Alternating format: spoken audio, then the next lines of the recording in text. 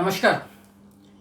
भारतीय इतिहास में हड़प्पा सभ्यता की सीरीज अपनी चल रही है और लास्ट सेशन तक हम लोगों ने इसकी टाउन प्लानिंग किस प्रकार की है, इसका इंट्रोडक्शन, इसका विस्तार, एक्सटेंशन, काल अवधि क्या है और किन किन नामों से इसको पुकारा गया, और सबसे बड़ी बात कि हड़प्पा सभ्यता के निर्माता किन किन लोगों को, किन किन जातियों को माना गया है।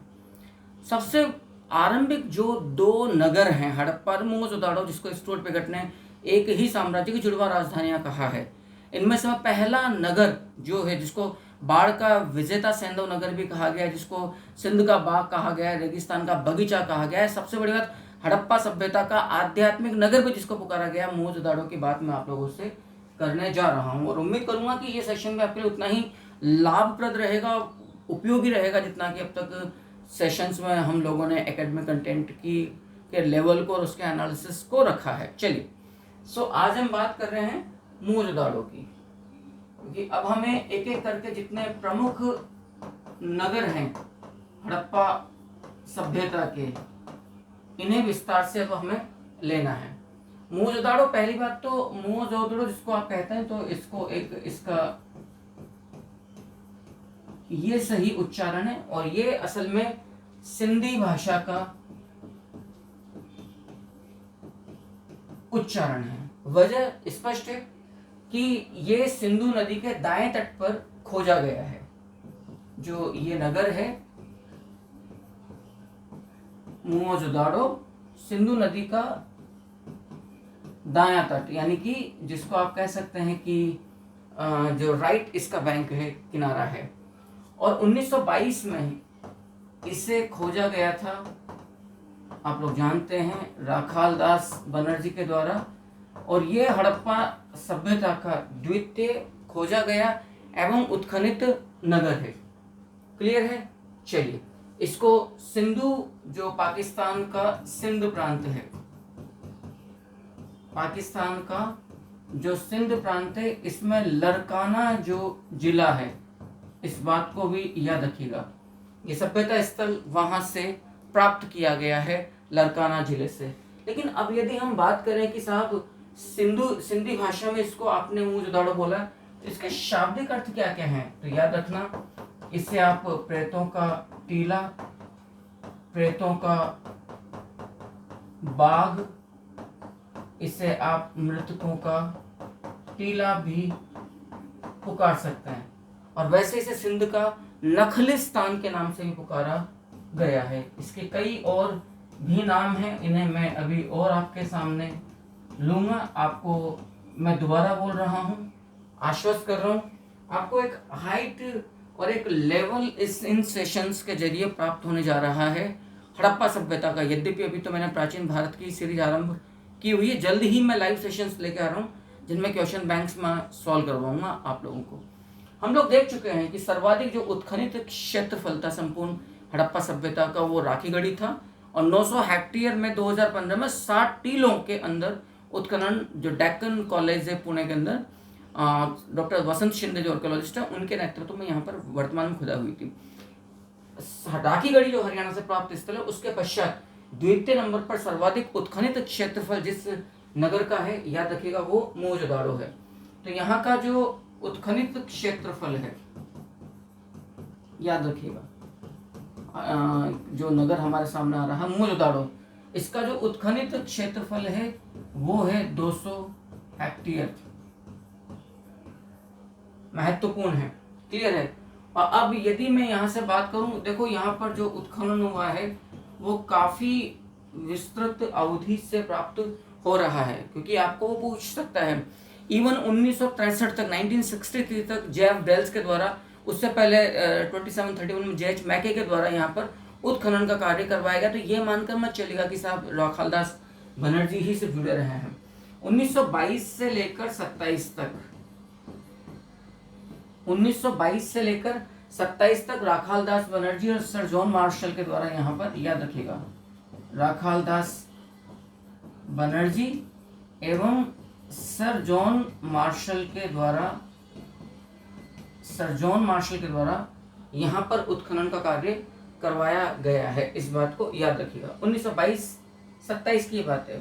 1927-31 की यदि मैं आप लोगों से बात करूं, जो द्वितीय यहाँ पर चरण है, जे.एच. मैकेगे ने यहाँ पर उत्खनन का कार्य करवाया है। जे.एच. मैके के द्वारा यहाँ पर उत्खनन का कार्य किया गया है। 1963 में यहाँ पर जे.एफ. डेल्स के द्वारा उत्खनन का कार्य करवाया गया है। तो भैया बात इस तरह की है कि आपको इन हर तथ्यों को इसलिए भी याद रखना पड़ेगा, अन्यथा बड़ी दिक्कत हो जाएगी यदि वो आपको मैं सुमेलित करने की बात करता है कि किस वर्ष में किसने क्या क्या उत्खनन करवाया। अब यदि मैं आप लोगों से बात करूं कि इस संपूर्ण नगर को किस किस नाम से पुकारा गया है, बाढ़ का विजेता सेंधव नगर, क्योंकि एक ही टीले से मोहनजोदड़ो में 7 स्तर प्राप्त हुए हैं जो निश्चित तौर पर सिंधु नदी के बाढ़ से समाप्त नष्ट हो गए थे और बाद में फिर उनके खंडरों पर क्रम विन्यास में एक के बाद एक ऊपर बस्तियां बस्ती चली गई। इसलिए कहा गया कि इसको बाढ़ का विजेता सेंधव नगर भी कहा जाता है। इसको सिंधु सभ्यता का वेनिस नगर भी कहा जाता है क्योंकि जो मोहनजोदड़ो का जो पश्चिमी और जो पूर्वी टीला यानी कि जो दुर्ग टीला और निम्न आवासीय टीला है, कहते हैं कि इसके मध्य में सिंधु नदी की एक शाखा प्राप्त हो रही है, यानी कि दोनों टीलों के बीच में एक नहर कैनाल निकाली गई है सिंधु नदी से। आप सोचिए उस जमाने में ये नगर कितना खूबसूरत रहा होगा। इसको हड़प्पा सभ्यता का आध्यात्मिक नगर भी कहा गया है, इसको सिंध का नखलिस्तान भी कहा गया है, इसको स्तूपों का शहर भी कहा गया है। स्तूपों का शहर क्योंकि सम्राट कनिष्क का एक स्तूप प्राप्त हुआ है जो दुर्ग टीला है, जो पश्चिमी टीला, वहां पर जो स्नानागार है उससे, और ये जो स्तूप टीला है ये कॉरिडोर से जुड़ा हुआ है और ये संपूर्ण हड़प्पा सभ्यता का सबसे बड़ा लैंडस्केप भी है। Could you imagine? याद रखिएगा, इसको सिंध का बाग, इसको रेगिस्तान का बगीचा, इसको कुओं का नगर भी कहा गया क्योंकि 700 से अधिक कुएं इस संपूर्ण नगर से प्राप्त हुए हैं। तो आप इसको कई नामों से आप पुकार सकते हैं, जिसको आपने मोहनजोदड़ो के नाम से पुकारा है। क्लियर है? यदि अब ये देखो, अभी जब मैंने कहा कि अकेले मोहनजोदड़ो से आपको 700 कुएं प्राप्त हो रहे हैं, तो लेकिन आप एक बात मुझसे पढ़ चुके हैं, संपूर्ण मानवीय सभ्यता के विकास में जो प्राचीनतम कुओं का निर्माण करके भूमिगत जल को प्राप्त करके मानव के द्वारा अपनी प्यास बुझाना और कृषि के लिए सिंचाई का जल प्राप्त करना, और इसी ने मनुष्य को नदियों नालों और शैलाशों से दूर मैदानी इलाके में बसने की प्रेरणा प्रदान करी। वो अल्लाह दीनो स्थान है जो हड़प्पा सभ्यता का एक प्रमुख स्थल है। उम्मीद करता हूँ कि जो ये बात है इसको आप हड़प्पा सभ्यता का वेनिस भी इसको आप पुकार सकते हैं, इसको आप हड़प्पा सभ्यता का आध्यात्मिक नगर भी आप पुकार सकते हैं, जिसको आपने क्या बोला है, मोहनजोदड़ो बोला। मुर्दों का टीला, मृतकों का टीला, ये तो अपने सामने खेल बहुत सामान्य सी बात है। इसको आप रेगिस्तान का बगीचा भी याद रखिएगा, मैं रेगिस्तान का बगीचा याद रखिएगा। ये बात आती है किसके लिए? मोहनजोदड़ो के लिए। ये हमारे सामने निकल कर बात आती है। यहाँ तक की बात को आप आराम से इत्मीनान से एक एक करके पेन डाउन कर लीजिए, बहुत अच्छे से आप लोग इस चीज़ को देख लीजिएगा। इसके बाद फिर मैं, अच्छा मुझे ये चेंज करना पड़ेगा, भैया माफ़ करिएगा, मैं मार्कर अपना दूसरा ले लूँ। चलिए नेक्स्ट अपना आगे देखते हैं। यहाँ तक का जितना मैटर है इसको एक बार आप आराम से पहले देख लीजिए और फिर हम अपनी कुछ और बातों को लेते हैं। देखो, हड़प्पा सभ्यता की जब हम बात, फाइन, हड़प्पा सभ्यता की जब हम बात करते हैं, स्पेशली हड़प्पा सभ्यता में मोहनजोदड़ो की जब हम बात करते हैं, तो इसको आप हड़प्पा सभ्यता का लैंडस्केप सिटी भी कहते हैं। लैंडस्केप सिटी कहने की वजह क्या है कि एक होता है ना कि आप किसी अपने स्थल को किसी विशेष भवन, इमारत या किसी विशेष चिन्ह से पहचान सकते हैं। क्योंकि संपूर्ण हड़प्पा सभ्यता का सबसे जो ऊंचा आज भी प्राप्त जो एक स्मारक है वो सम्राट कनिष्क का बनाया हुआ एक स्तूप है। क्लियर?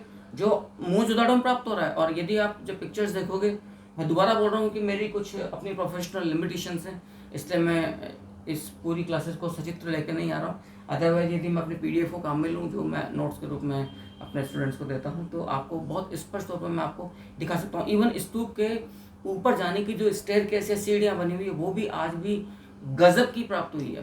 क्लियर।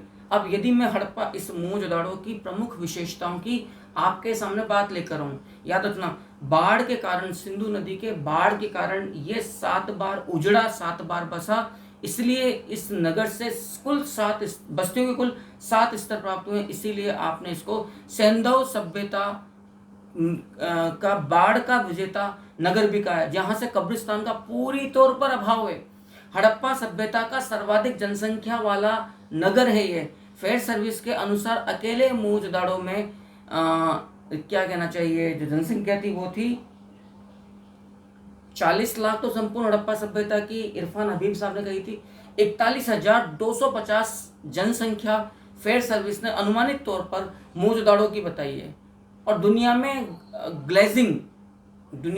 ग्लेजिंग मतलब मृद भांडों को के ऊपर ग्लेज करना, चमक, कांच पॉलिश द्वारा कांच के समान उसको चमकीला बनाना, ये जो कला है, ग्लेज करने वाली जो कला है, यह भी हमें सिर्फ और सिर्फ याद रखिएगा कहाँ से प्राप्त हो रही है, मोहनजोदड़ो से प्राप्त हो रही है। तो ग्लेज्ड पोट्री यानी कि औपकारी भी इसको कहा जाता है, याद रखना।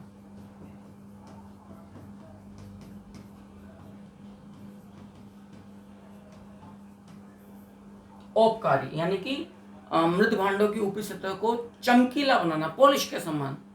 तो ग्लेजिंग का प्राचीनतम प्रमाण, चांदी का प्राचीनतम प्रमाण हमें मोहनजोदड़ो से ही प्राप्त हो रहा है। ये कुछ प्रमुख विशेषताएं हैं। और सबसे बड़ी बात कि संपूर्ण हड़प्पा सभ्यता में यदि मैं मोहनजोदड़ो की बात करूं, तो यहां से आपको कब्रिस्तान का अभाव, याद रखिएगा, कब्रिस्तान का अभाव पाया जा रहा है। और कितनी बड़ी बात है, दोबारा मैं आपको रिपीट कर रहा हूं कि मोहनजोदड़ो के अंदर जो दोनों टीले हैं, पश्चिमी टीला और पूर्वी टीला निम्न आवासीय बस्ती है, और पश्चिमी टीला जो है वो दुर्ग आवासीय बस्ती है। अच्छा, मैं ये माफ़ करिएगा क्योंकि मैं कालीबंगा को समझ बैठा, वो तो राजस्थान हिस्ट्री की सीरीज़ अपनी चल रही है। इम्पोर्टेंट बात ये है, वो जो सीरीज चल रही है वो सीरीज़ है आपकी राजस्थान हिस्ट्री की। मुझे लगा मैंने आपको पढ़ा दिया, माफ़ करिएगा। मैं नगर नियोजन वाली बात आपके सामने यहाँ पर लेकर आऊँगा इस पूरी उसमें। चलिए एक बार पहले हड़प्पा सभ्यता का नगर नियोजन भी समझ लीजिएगा, फिर उसके बाद अपनी बात को आगे बढ़ाते हैं मोहनजोदड़ो को, क्योंकि आपके साथ ही थोड़ा सा ये नाइंसाफ़ी होगी कि मैं बिना टाउन प्लानिंग लिए एक लेआउट प्लान आपके सामने रख देता हूँ। और राजस्थान इतिहास में मैं कालीबंगा में बहुत विशाल विस्तृत स्तर पर मैंने वो लेआउट प्लान रखा। मैं गलती से समझ बैठा क्योंकि कालीबंगा भी हड़प्पा ही नगर है, तो कि मैं यहाँ पे ले दिया है। चलिए एक बार आप टाउन प्लानिंग इसका समझ लीजिएगा, हड़प्पा सभ्यता का क्या है, तो आपको दिक्कत नहीं रहेगी। असल में यदि हम संपूर्ण हड़प्पा सभ्यता की बात करें, संपूर्ण हड़प्पा सभ्यता की प्रमुख विशेषताओं की बात करें, तो यहाँ पर एक बात को आपको समझना होगा कि जो हड़प्पाई नगर है वो किस तरह से प्राप्त हो रहे हैं। देखिएगा,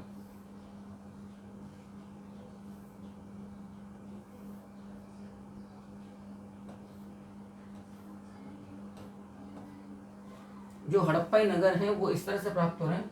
सबसे बाहर की तरफ तो आपको प्राप्त हो रही है कच्ची ईंटों की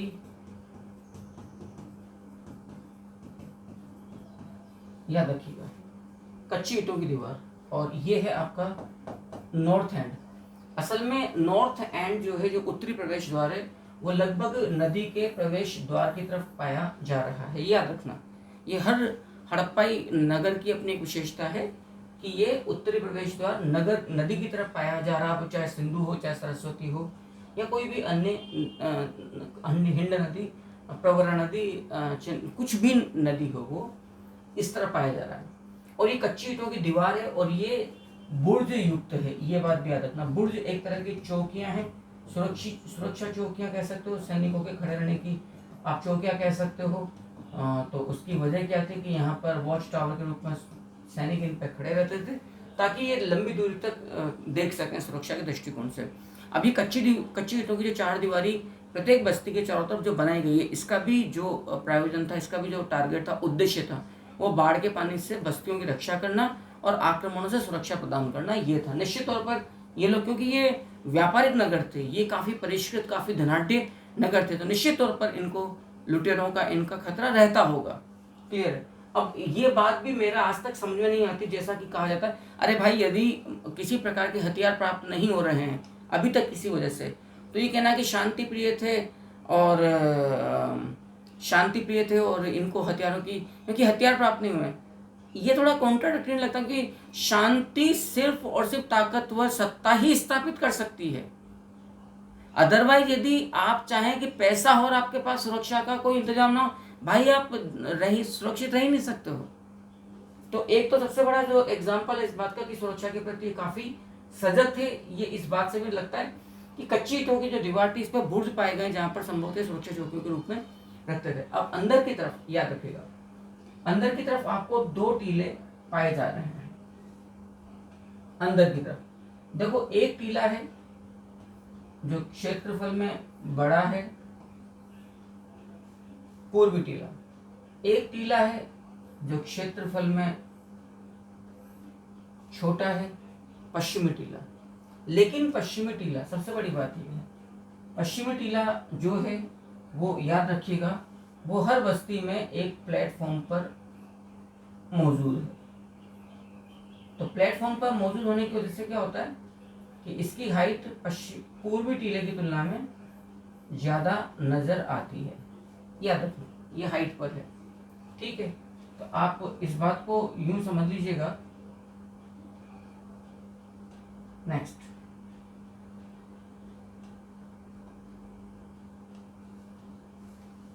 तो इसे तो आप कहेंगे, ये हर हड़प्पा बस्ती की बात मैं आपके सामने रख रहा हूं, इसे तो आप कहेंगे पश्चिमी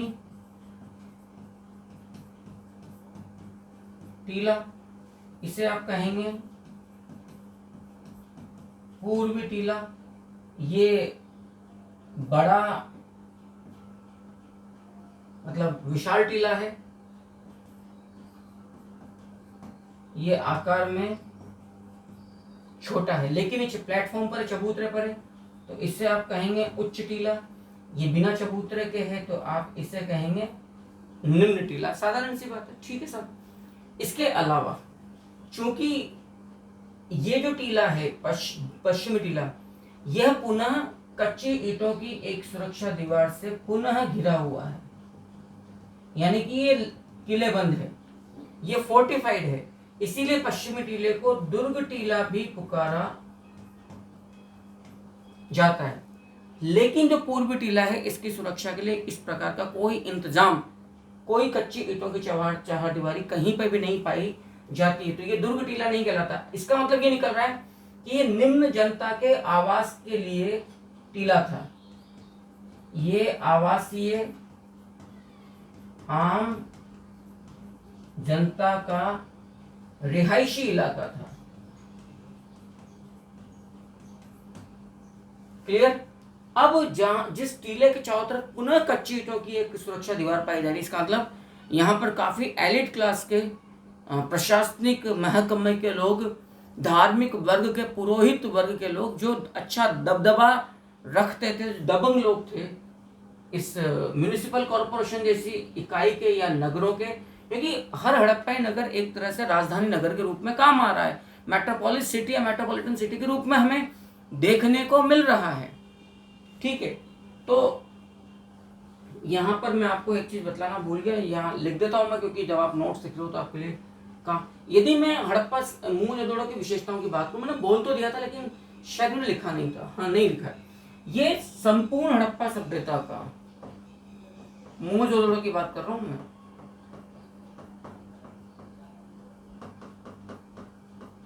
संपूर्ण हड़प्पा सभ्यता का सर्वाधिक जनसंख्या, याद रखिएगा,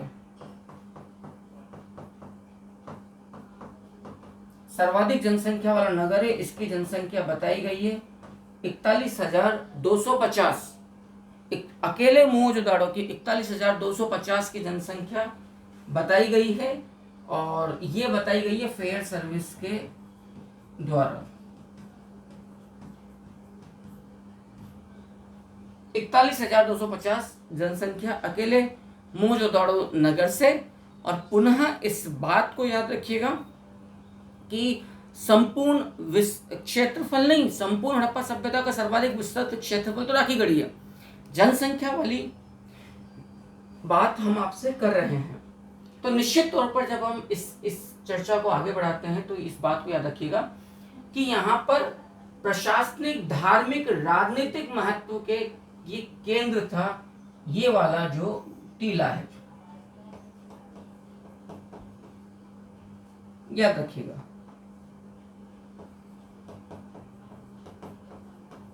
प्रशासनिक,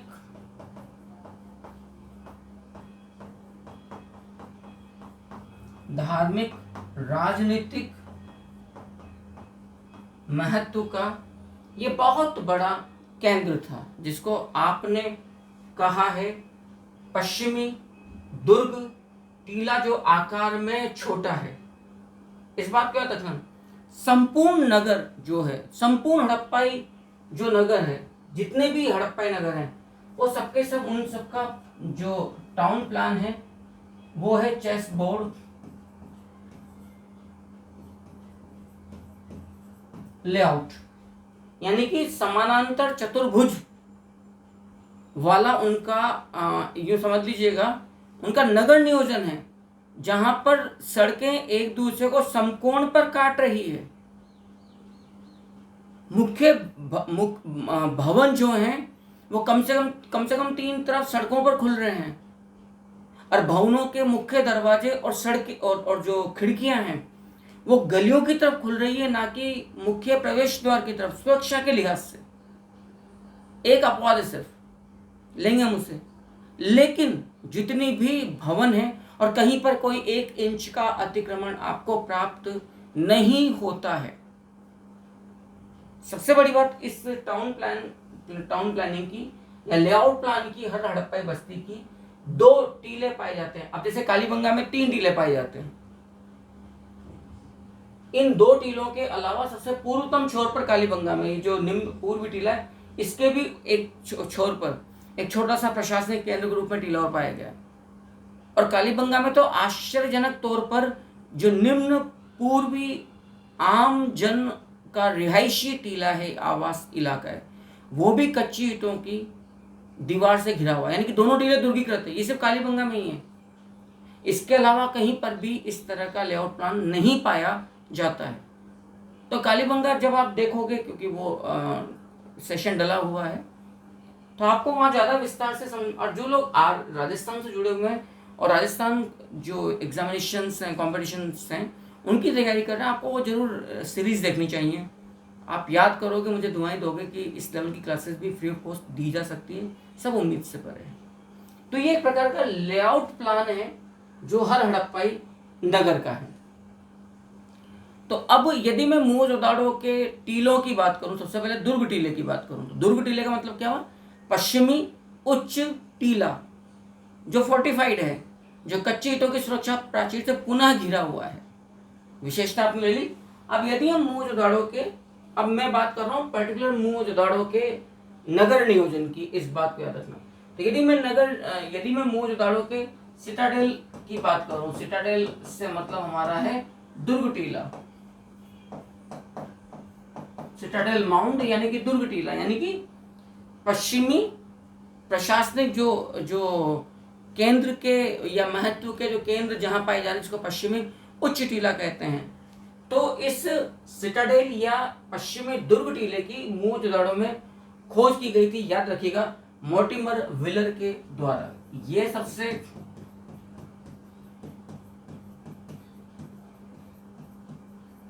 महत्वपूर्ण तथ्य के रूप में उभर कर हमारे सामने आता है कि मोर्टिमर विलर ने इसकी खोज की है।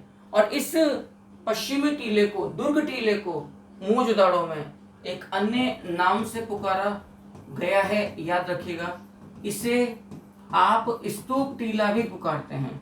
और स्तूप टीला कहने के पीछे की जो वजह है वो सिंपल सी बात है। स्तूप टीला इसको इसलिए बोला गया है क्योंकि यहाँ सम्राट कनिष्क के द्वारा निर्मित कुषाण काल में एक स्तूप पाया गया है, जो एक कॉरिडोर के जरिए महान जो ग्रेट बात है जिसको समकालीन विश्व का महान आश्चर्य भी बोला गया है सर जॉन मार्शल के द्वारा। ठीक है सब, तो वो चैत्य स्तूप जोड़ा गया है, क्लियर। इसलिए इसको स्तूप टीला कहा था, इसीलिए ये लैंडस्केप सिटी के रूप में भी जानी जाती है मोहनजोदड़ो। ये सर्वाधिक महत्व का क्षेत्र संपूर्ण उत्खनित जो मोहनजोदड़ो का जो टीला है, क्योंकि यहीं से आपको महान स्नानागार, अन्नागार, सभा भवन, पुरोहित आवास आदि पाए गए हैं। तो मोहनजोदड़ो के अंदर तो सर्वाधिक जो मोस्ट सिग्निफिकेंट जो माउंट है विच इज सिटाडेल, और जो वेस्टर्न माउंट है, जो पूर्वी टीला है, इसको आप हर जगह पर आपने नगर या निम्न टीला बोला है। नगर टीला इसको बोलने की जो पीछे की वजह है, क्योंकि यहाँ आम जनता रहती है, इसीलिए उनके घर इतने परिष्कृत नहीं है, उनकी सुरक्षा का इतना इंतजाम नहीं है। तो नगर टीला जो पूर्वी टीला है, और जो दुर्ग टीला वो पश्चिमी टीला है। तो दुर्ग प्रशासनिक केंद्र के रूप में जो संभवतः गवर्न करता होगा यहाँ से संपूर्ण सभ्यता को। हड़प्पा जो मोहनजोदड़ो नगर है, ये जो मोहनजोदड़ो नगर है, इसमें जो पूर्वी निम्न आवासीय नगरीय क्षेत्र है, यहाँ पर जिन जिन इतिहासकारों या पुरातत्वविदों ने यहाँ पर खोज करी है, उनके नाम पर यहाँ पर अलग अलग क्षेत्रों को नाम दे दिया गया है। जैसे आप कह सकते हैं HR, क्लियर, केन जो केन दीक्षित के नाम पर DK, और VS टीले, क्लियर, ये क्षेत्रों में बटे हुए हैं। तो आप जो यहाँ पर पूर्वी निम्न आवासीय नगर टीला है, ये कई क्षेत्रों में बटा हुआ है। इसको आप कह सकते हैं HR, KN, VS, DK क्षेत्र। इन सभी क्षेत्रों में सबसे महत्वपूर्ण सर्वाधिक महत्व का जो क्षेत्र है वो HR क्षेत्र है। HR क्षेत्र इसलिए है क्योंकि भैया यहीं से, यानी कि मोहनजोदड़ो के पूर्वी निम्न आवासीय नगर टीले के HR क्षेत्र से कांस्य नृत्यांगना की नग्न प्रतिमा प्राप्त हुई थी। अब भैया जी दो बातें और बतला दूं मैं आप लोगों को, याद रखना मेरी बात को। ये कांस्य नग्न नृत्यांगना की जो प्रतिमा है, ये एक नहीं दो मिली हैं। एक दिल्ली के राष्ट्रीय संग्रहालय म्यूजियम में है और दूसरी कराची में है, कराची म्यूजियम के अंदर। Got it. तो ये जो दो प्रतिमाएं प्राप्त हो रही है HR क्षेत्र जो आपका निम्न आवासीय जो क्षेत्र मोहनजोदड़ो के, इसके HR क्षेत्र से प्राप्त हो रही है। यदि मैं मोहनजोदड़ो के अंदर किस किस प्रकार के कुएं प्राप्त हुए, पहली बात तो ये वो नगर है जहां से 700 कुओं की संख्या आपको प्राप्त हो रही है। आराम से इस बात को, यहाँ तक की बात को विस्तार से देख लीजिए, समझ लीजिए, ताकि आप लोगों को फिर दिक्कत ना रहे। यदि मैं कुओं की बात करूं, अकेले मोहनजोदड़ो से हमें मुख्य सड़क के दोनों तरफ पब्लिक वेल सार्वजनिक कुएं भी पाए गए। कुल मिलाकर प्राइवेट और पब्लिक, यदि मैं कुओं की बात करूं, सार्वजनिक और व्यक्तिगत कुओं की, तो 700 से अधिक कुएं पाए गए हैं। इन कुओं के किनारों पर रस्सी के चिन्ह प्राप्त हुए, जिनसे ये स्पष्ट होता है कि रस्सी के जरिए बाल्टी से किसी से यहां पानी खींचा जाता था। इसीलिए आपने मोहनजोदड़ो को कुओं का नगर भी पुकारा है। आप सोच के देखिएगा, जिस नगर से आपको 700 से अधिक कुएं प्राप्त हो रहे हो, इनमें आपको सुनकर आश्चर्य होगा। 2 कुओं की बात कर रहा हूं मैं आपके सामने, मैं दोबारा बोल रहा हूं, इतना इस तरह की फ्री ऑफ कॉस्ट सेशंस में इतनी महत्वपूर्ण जानकारियां टीचर्स भाई पेड कोर्सेज में भी देने की स्थिति में नहीं है। 2 कुओं की बात कर रहा हूं, दैट इज काफी ज्यादा उनका महत्व है। एक तो प्राप्त हो रहा है निम्न आवासीय नगर टीले से, निम्न आवासीय जो पूर्वी नगरीय आवासीय क्षेत्र है, यहां से एक प्राइवेट मतलब घर के अंदर एक व्यक्तिगत कुआं प्राप्त हुआ इसका आकार पीपल की पत्ती का है। और एक कुआं प्राप्त हो रहा है जो अंडाकार है, जो पश्चिमी दुर्ग टीले में प्राप्त हो रहा है। महान स्नानागार जो ग्रेट बाथ है, उसमें जल की सप्लाई जिस कुएं से होती थी उसका आकार ओवल शेप है, इजंट इट? उसका आकार अंडाकार है। तो दो प्रमुख कुओं की बात कर रहा हूं, पीपल की पत्ती के आकार का कुआं और अंडाकार कुआं। पीपल की पत्ती का जो आकार का है ये पूर्वी नगर से किसी घर से प्राप्त हुआ है और ये व्यक्तिगत कुआं है। जो अंडाकार कुआं है, याद रखना, ये महान स्नानागार के अंदर किसी कक्ष में स्थित है। तो ये प्राइवेट नहीं है, ये पब्लिक महत्व का है। बट सिग्निफिकेंस बहुत ज्यादा, तो हर कोई यहां पे हाथ नहीं मार सकता था। किसी कक्ष में स्थित है, महान स्नानागार में किसी कक्ष में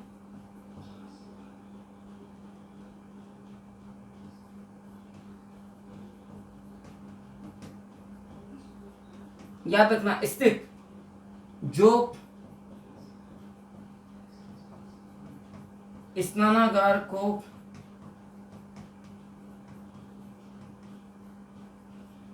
जलापूर्ति करता था।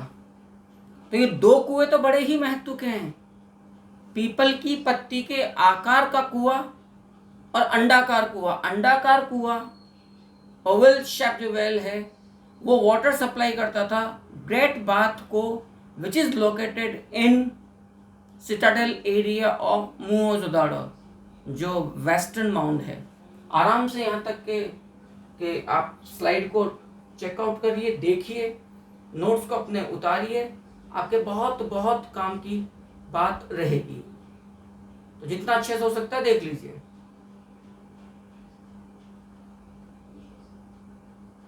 फिर मैं आपके सामने और बात रखता हूं।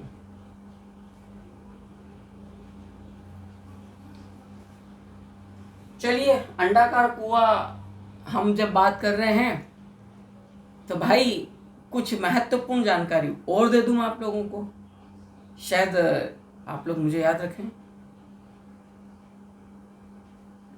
जो पश्चिमी दुर्ग टीला है, इसके एसडी क्षेत्र एरिया से ये ग्रेट बाथ प्राप्त हुआ है। और इस ग्रेट बाथ के रूम नंबर 19 कक्ष संख्या 19 में ये अंडाकार कुआं प्राप्त हुआ है, जो वाटर सप्लाई करता था। इसलिए क्योंकि इसको प्राइवेट एक तरह से बना दिया गया, इस कुएं को, जो पब्लिक एक बिल्डिंग में है, क्योंकि धार्मिक स्नानागार था, तो प्योरिटी एंड होलीनेस बनी रहे। आप जानते हो वैसे भी हड़प्पा सभ्यता, संपूर्ण हड़प्पा सभ्यता अपना सैनिटेशन या स्वच्छता के लिए, हाइजीनिक सैनिटेशन के लिए विश्वविख्यात थी।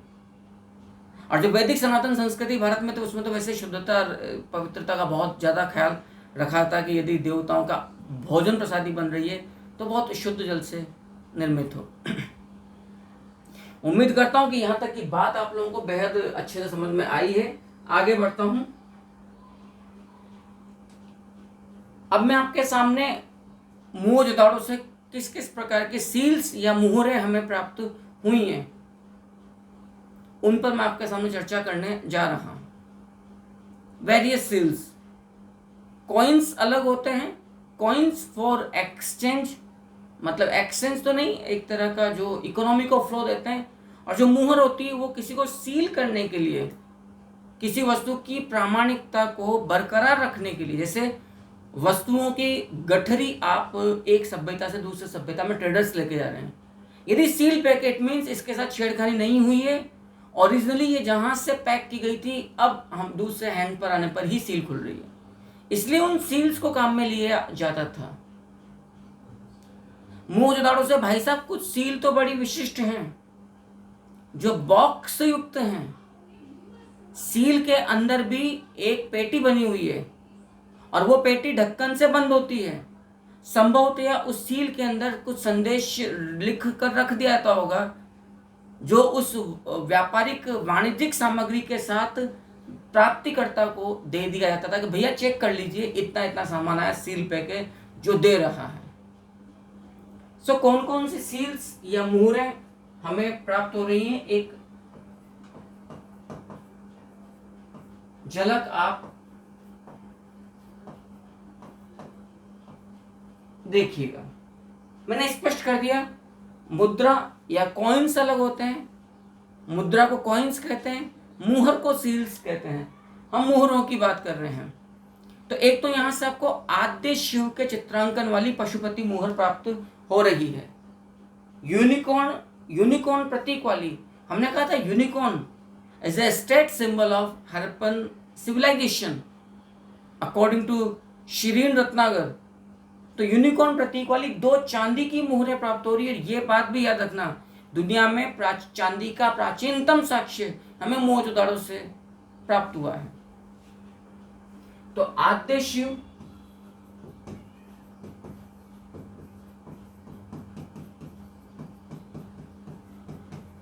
आद्य शिव के चित्रांकन युक्त पशुपति मुहर, पशुपति मुहर हमें हड़प्पा माफ करना मोहनजोदाड़ो से प्राप्त हो रही है। यूनिकॉर्न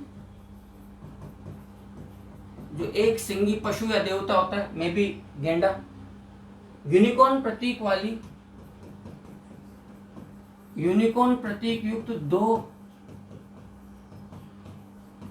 चांदी की मुहरें, 2 चांदी की मुहरें हमें मोहनजोदाड़ो से प्राप्त हो रही है। एक विशिष्ट प्रकार की मुहर यहां से प्राप्त हुई है। जैसे मैंने जब कालीबंगा आपको पढ़ाया था तब मैंने कहा था, सिंधु घाटी के बाहर व्याघ्र के अंकन वाली एकमात्र सील कालीबंगा से मिल रही है। बकरी की बलि युक्त मुहर एकमात्र कालीबंगा से प्राप्त हो रही है। एक विशिष्ट सील ऐसी प्राप्त हुई है मोहनजोदाड़ो से, एक बकरे के पीछे व्यक्ति चाकू लिए खड़ा हुआ है। एक मुहर यहां से ऐसी मिली जिस पर बकरे के पीछे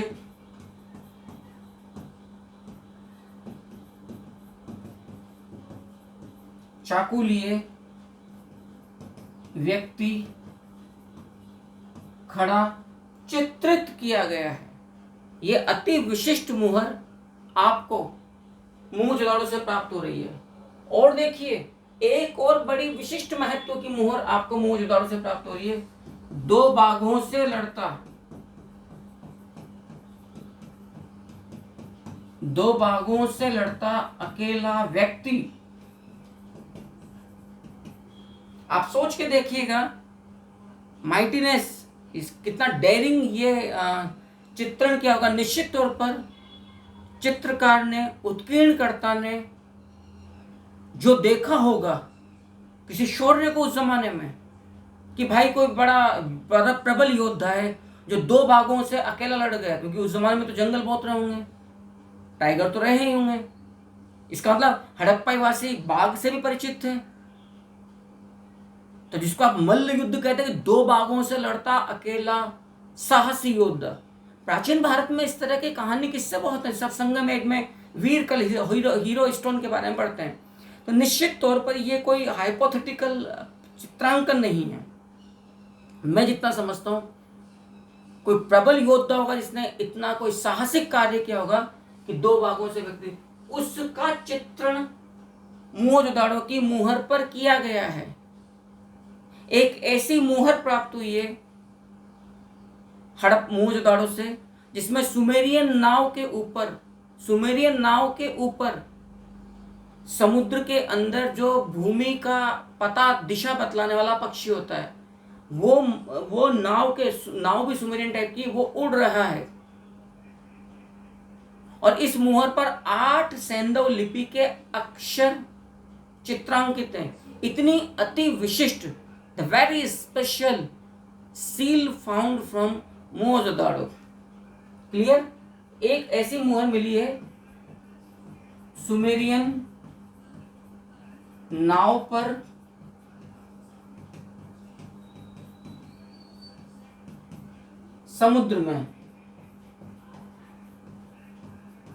समुद्र में भूमि की दिशा बताने वाले पक्षी का सेंधव लिपि के